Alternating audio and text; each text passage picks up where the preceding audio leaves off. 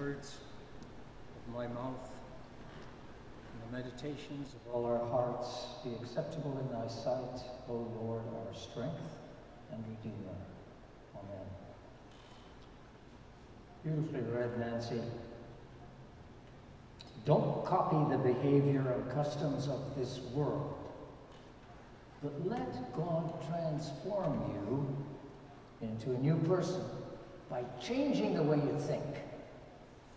Then you're going to learn to know what God's will is for you, which is good and pleasing and perfect. Necessary new beginnings are hard, aren't they? Why is that? The old ways slip back in so easily, don't they, through the cracks? But life itself, especially in today's world, is full of people starting all over again. We lose a job, we lose a spouse to cancer, we're termed out of office. You know, I think about politicians and what their staffs have got to face. One day you're Prime Minister of Canada, the next you're not. One day you're President of the United States, and the next day you have to return to ordinary life unless you're Donald Trump. After having held the most powerful office in the world. One day, after serving a church for many years, you're no longer the minister. All of us on all levels have got these forced new beginnings. And if we wallow in self-pity or live in yesterday, we can get into deep trouble. Like the couple who were arguing all the time. Man came home at 5 p.m. and the argument started.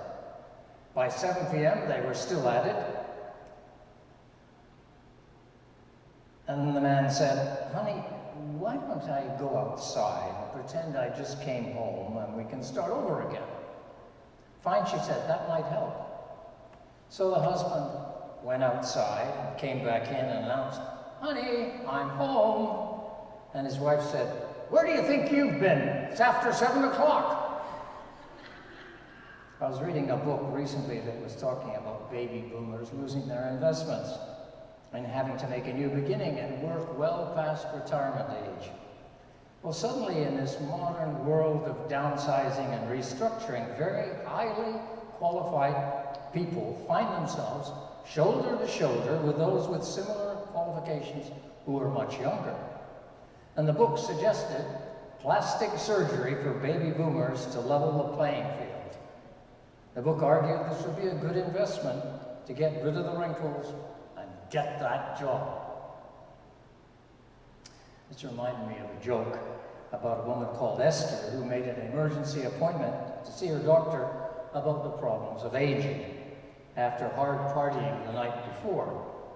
"Doctor," said Esther, "look at the mess I'm in. When I awoke this morning, I looked in the mirror and I was shocked to see my hair all dry and my skin wrinkly and blotchy and my eyes bloodshot and bulging out of their sockets and my face so white I looked like a corpse.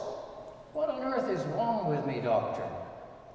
The doctor looked at her and calmly said, "Well, for a start, there's certainly nothing wrong with your eyesight." You know, Jane Potok said beginnings are hard. And I wonder if that facelift advice was perhaps unfortunate, especially if what is needed is not an outward transformation, but an inner transformation. And what transforms us most except life itself? If this world is a place for making our souls, and if God is actually with us in new beginnings, then what makes them still so hard? I think of a lot of what makes new beginnings hard is the drag of the past. All the best teachers tell us we've got to let the past go if we're going to move forward. You need to get out of the old chapter and turn the page.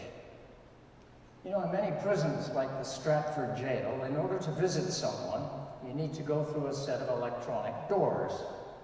The first door must close completely behind you before the second door will open. Well, life is like that.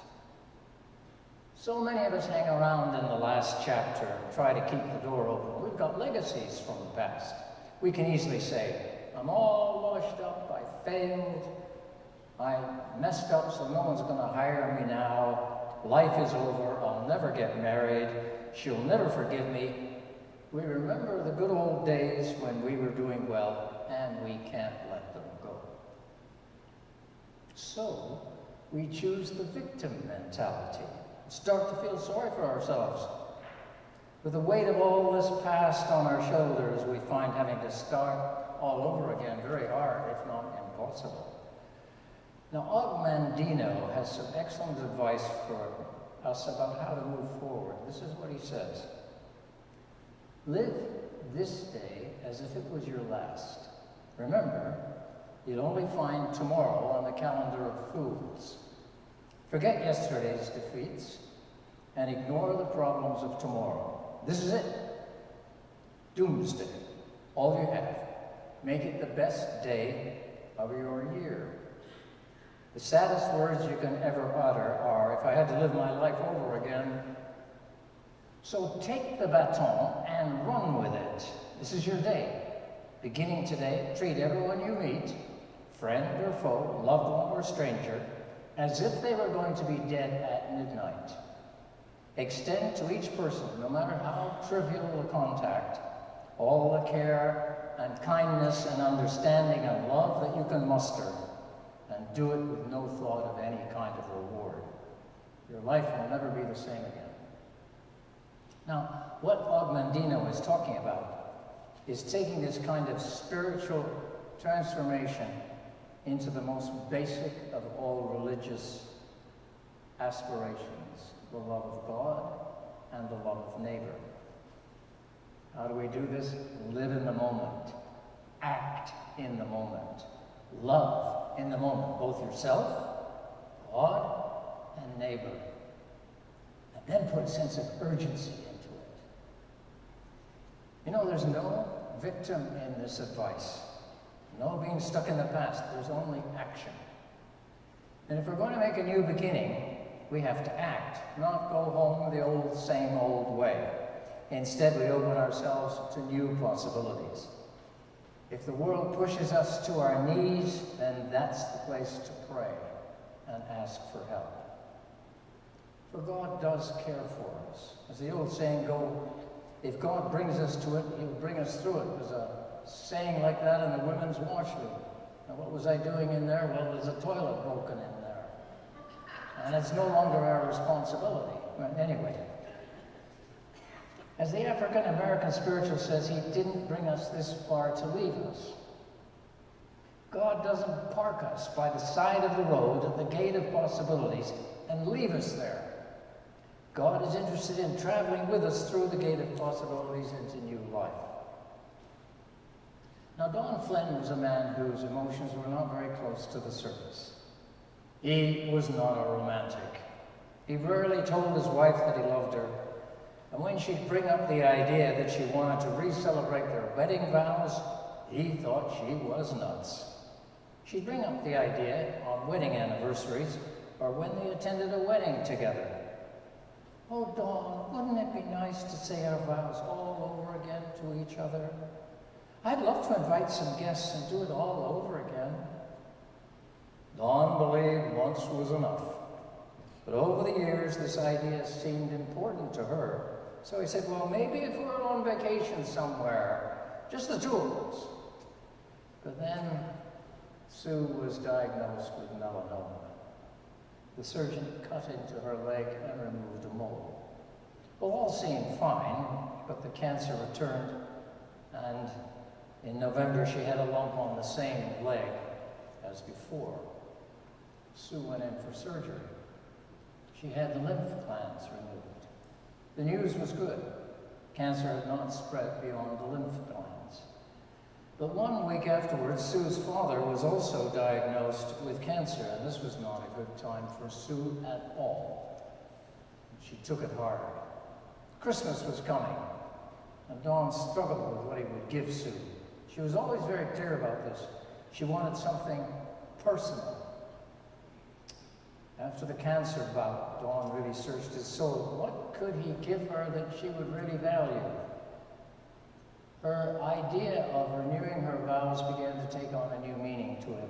This was a way that he could show that he wanted to do it all over again and make a new beginning, but this time with a deeper intimacy than they'd ever had before.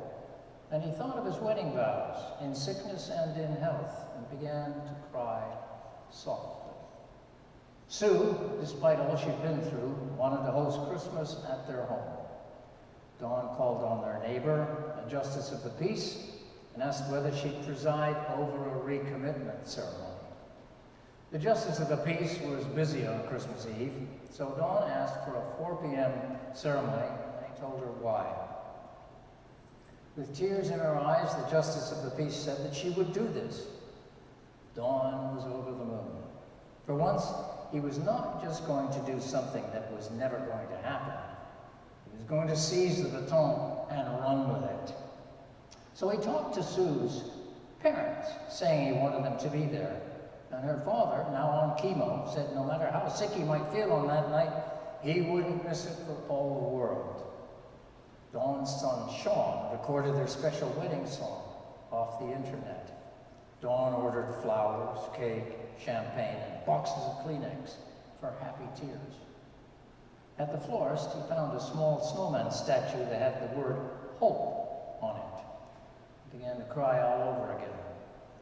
This undemonstrative man, who never showed emotion before, was now often in tears. Christmas Eve came, and Sue, when she arrived home, looked very puzzled to see everyone 2 hours early. "What's going on?" she said, a little upset. And then their wedding song began to play. People started taking pictures, and Dawn said to her, "Merry Christmas, honey. I love you. Will you marry me again tonight?" There were tears of joy, lots of champagne. You see, Dawn had learned that the saddest words we can ever utter are, "You know, if I had to live my life over again," touched by a brush with death, he could now understand these words. Extend to each person, no matter how trivial the contact, all the care and kindness and understanding and love that you can muster, and do it without any thought of reward. Your life will never be the same again. Or as St. Paul said, don't copy the behavior and customs of this world. Let God transform you into a new person by changing the way you think. And then you will learn to know God's will for you, which is good and pleasing and perfect.